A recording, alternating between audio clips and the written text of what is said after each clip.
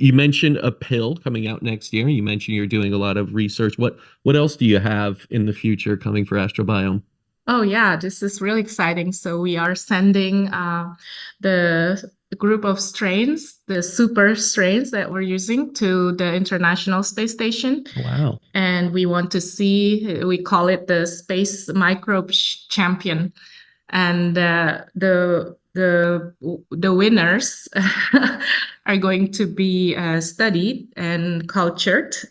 We will understand how the epigenetic shifts happen in space, and we will, improve the formula.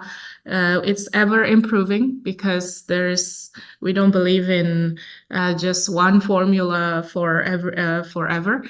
It's like a living things, right? We are living things, and the environment, the earth, they're living things and respond to our actions. So every year we have increasingly diverse challenges that come from our environment, and the way we adapt, we have to be agile, and we will have a lot of strength and resilience just by being aware of this adaptation. And so we are adapting our formula every year, every single step of the way.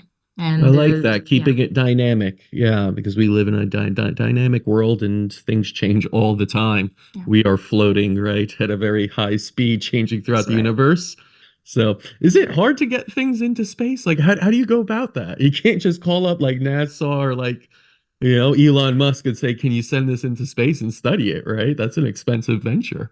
Well, this is the benefit of living at our time. I think there are more and more commercial access to space. Hmm.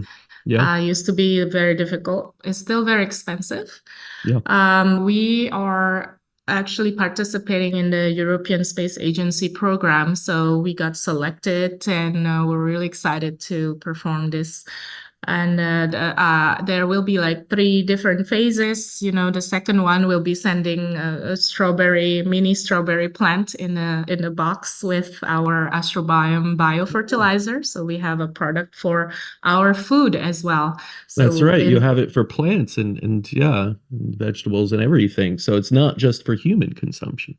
Yeah, and we forgot that the food that we eat are most of the sources that we need to pay attention to. So if you are taking this astrobiome supplement, but you're eating all these industrial processed food that come from sometimes the farm that use synthetic chemicals and tons of nitrogen, then uh, it's not helpful. So we are trying to accommodate the transition. There's a lot of, even the United Nations decision this year, I think, or last year, they are aware of microbiome farming as a new Mm. solution to transition from chemical solutions into just bio natural. This is beyond organic.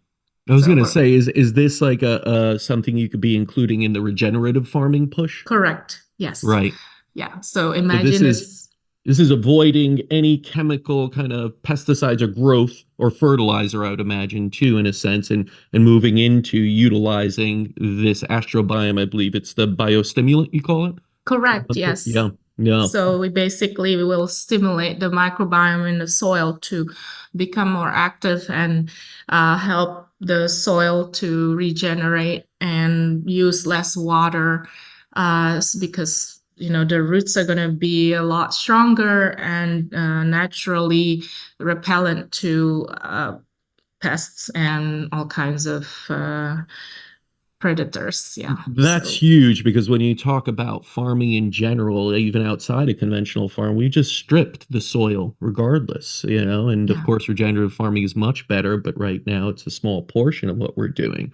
And so yeah. much of the land, you're missing all those minerals and elements that are necessary for us that go through the plants into our bodies. And if we don't have that, Yeah. we don't function well. So it goes back there. So that's really big. Now you're Yeah. also the founder of Mars City Design. So I have to ask, when do we get to Mars? When are we going to start colonizing Mars? Do you think in our lifetime? We need to ask Elon or other transport company because yeah, we're ready. We design the blueprint, and whoever wants to fund this to build the models, we can already look at it and live in it.